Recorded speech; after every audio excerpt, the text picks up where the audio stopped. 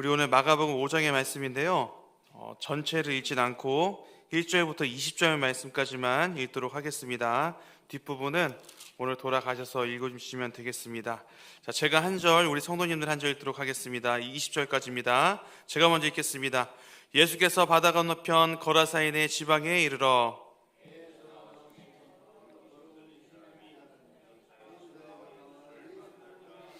그 사람은 무덤 사이에 거처하는데 이제는 아무도 그를 쇠사슬로도 맬 수 없게 되었으니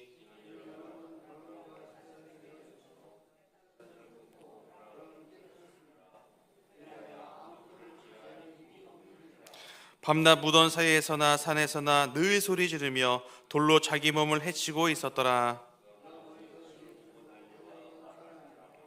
큰 소리로 부르짖어 이르되 지극히 높으신 하나님의 아들 예수여, 나와 당신이 무슨 상관이 있나이까? 원하건대 하나님 앞에 맹세하고 나를 괴롭히지 마옵소서 하니,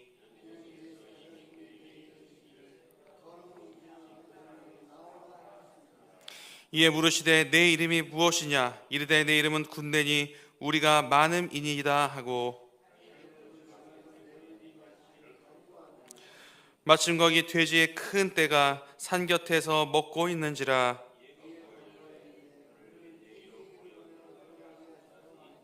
허락하신데 더러운 귀신들이 나와서 돼지에게로 들어가매 거의 2,000마리 되는 떼가 바다를 향하여 비탈길로 내리다라 바다에서 몰사하거늘.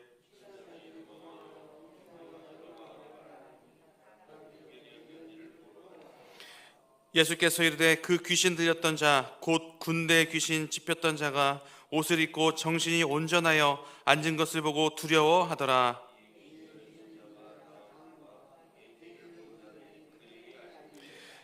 그들이 예수께 그 지방에서 떠나시기를 간구하더라.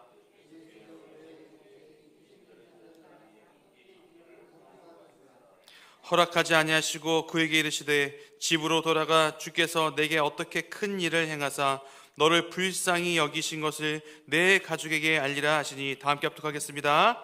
그가 가서 예수께서 자기에게 어떻게 큰 일을 행하셨는지를 데가볼리에 전파하니 모든 사람이 놀랍게 여기더라. 아멘. 오늘 본문은 귀신 들린 자를 고친 예수님의 이야기입니다.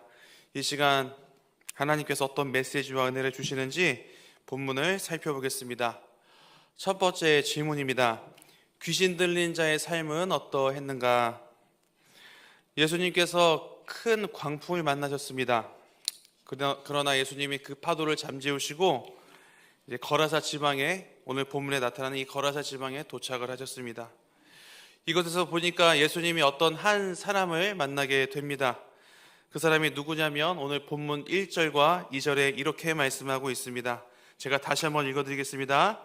예수께서 바다 건너편 거라사인의 지방에 이르러 배에서 나오심에 곧 더러운 귀신 들린 사람이 무덤 사이에서 나와 예수를 만나니라. 아멘. 이 귀신이란 단어 앞에 더러운이란 수식어가 붙어 있습니다. 더러운은 성결과 반대되는 개념인데요. 하나님과의 관계가 완전히 무너진 상태, 이제 그런 것을 의미를 합니다. 자, 이 사람은 귀신의 힘의 지배를 받고 있었고요. 그리고 어디에서 살아갔다고요? 네, 무덤 사이에서 살아갔습니다 라고 지금 성경이 언급하고 있습니다. 그러면 이 성경은 그가 이 무덤 사이에서 어떤 삶을 살았는지 오늘 성경을 보니까요, 3절부터 5절까지 아주 자세하게 기록하고 있습니다. 여러분, 이 귀신 들린 자의 삶을 한번 보세요. 이 무덤 사이에서 죽은 자처럼 살면서 괴성을 지르기도 하고 광기를 부리기도 하고 그리고 자기 몸을 상하게 했다라고 그렇게 말씀하고 있습니다. 여러분, 이 장면을 보면서 이 귀신 들렸던 자가 왜 이렇게까지 삶이 망가졌는지 한번 묵상해 봤는데요. 여러분, 이 마을 공동체가 이 귀신 들린 사람을 어떻게 대했는지 한번 주목해 보시기 바랍니다. 어떻게 됐죠? 기껏해야 그를 격리시키고요, 묶어두는 것 외에는 한 일이 없습니다. 그리고 뭘 했습니까? 그냥 방치했습니다. 그를 격리시켜서 마을에 해를 끼치지 않는 것이 이 사람들한테는 최우선순위였던 겁니다. 그렇게 무관심과 방치된 인생이 어떻게 되었습니까? 오늘 성경을 보니까요, 이 통제 불능 상태가 되어서 스스로 해치는 일이 벌어지게 된 것입니다. 그 비참한 현장에 지금 누가 오셨어요? 예수님이 오신 겁니다. 자, 그러나 이 귀신 들린 자 안에 있는 귀신의 무리가 예수님을 보고 이렇게 이야기를 하죠. 자, 우리 6절과 7절인데 우리 6절과 7절 한번 읽어보겠습니다. 다 함께 시작. 그가 멀리서 예수를 보고 달려와 절하며 큰 소리로 부르짖어 이르되 지극히 높으신 하나님의 아들 예수여, 나와 당신이 무슨 상관이 있나이까? 원하건대 하나님 앞에 맹세하고 나를 괴롭히지 마옵소서 하니. 아멘. 여러분, 이 귀신의 이야기를 한번 주목해 보세요. 나를 괴롭히지 말아라. 나를 괴롭히지 말아라. 무슨 얘기죠? 더 이상 내 인생에 관여하지 마라. 상관하지 마라 라는 이야기입니다. 여러분, 이처럼 우리 안에 세속적 가치와 그리고 이런 사단이 주는 마음들로 가득하면 우리도 얼마든지 하나님의 다스림을 거부할 수 있습니다. 그리고 하나님을 향해서 내 인생에 간섭하지 말라고 그렇게 이야기할 수도 있습니다. 성도님들, 죄악이 깊어질수록 인간의 영혼 가운데 목마름과 허기짐은요 더 커집니다. 어쩌면 오늘 본문에 등장하는 이 귀신 들린 자의 모습은 우리의 자화상일 수도 있습니다. 그러므로 귀신 들린 자의 삶은 죽은 자처럼 괴성, 광기, 자기 몸을 상하게 하며 자기 마음대로 사는 인생이었습니다. 두 번째 질문입니다. 그러면 이 거라사 사람들이 예수님을 거부한 이유는 무엇일까요? 예수님이 이 거라사 마을 공동체가 방치한 사람을 만나셨습니다. 그리고 그 죽어가는 영혼을 살리시기 위해서 가신 거죠. 그런데 귀신들은 그곳을 떠나기를 원하지 않는다라고 지금 말하고 있습니다. 그리고 이렇게 부탁을 합니다. 자, 12절을 제가 읽어드리겠습니다. 이에 간구하여 이르되 우리를 돼지에게로 보내어 들어가게 하소서 하니. 아멘. 결국 예수님이 어떻게 하십니까? 그 귀신들을 거라사 지방의 돼지떼에게 집어넣으셨습니다. 그러자 어떻게 됐습니까? 그 돼지떼들이 전부 다 바닷물에 빠져서 몰살당했습니다. 근데 여러분, 그때 너무나 기가 막힌 반응이 일어납니다. 거라사 사람들의 한번 반응을 보시겠습니까? 15절입니다. 제가 읽어드리겠습니다. 15절. 예수께 이르러 그 귀신 들렸던 자 곧 군대 귀신 짚혔던 자가 옷을 입고 정신이 온전하여 앉은 것을 보고 두려워하더라. 아멘. 예수님께서 이 더러운 귀신의 세력을 쫓아내신 뒤에 귀신 들렸던 자는 정신이 다시 온전하게 되었습니다. 그리고 멀쩡하게 옷을 차려입고 이제 앉아 있었어요. 그런데 그 모습을 본 동네 사람들의 첫 번째 반응을 보십시오. 기뻐하고 있습니까? 기뻐하지 않아요. 오히려 두려워하면서 예수님에게 지금 떠나달라고 부탁하고 있습니다. 여러분, 지금 마을 사람들이 예수님에게 뭘 요구하고 있어요? 떠나달래요.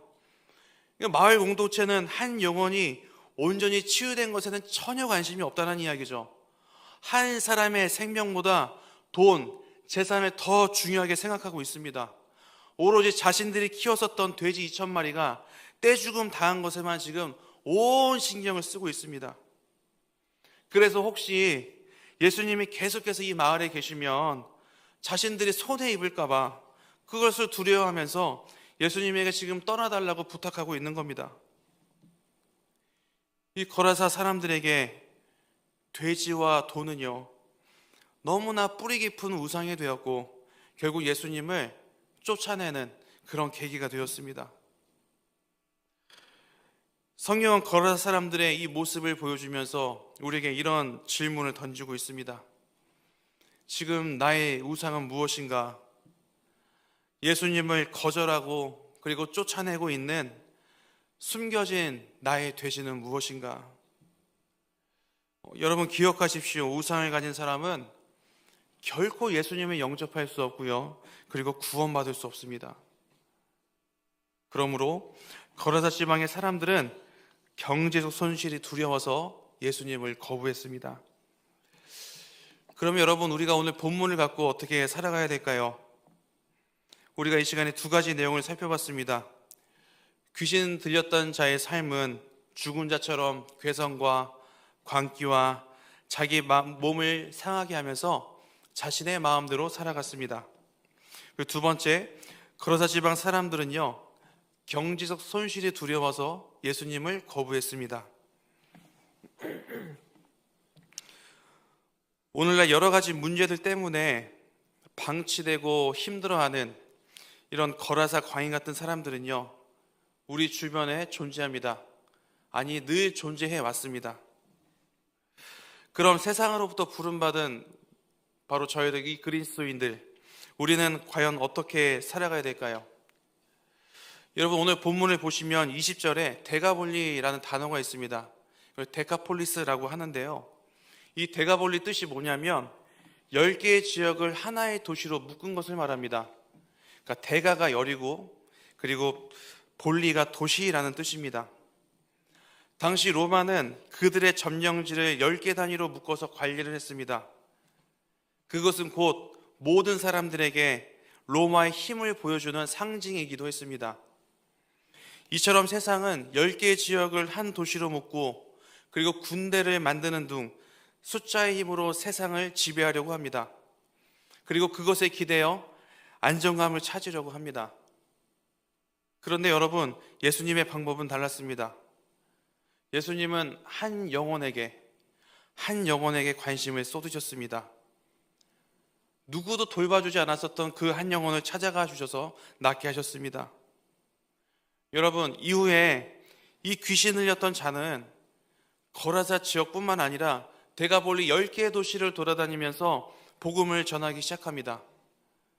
그 결과 데가볼리가 어떻게 되었을까요?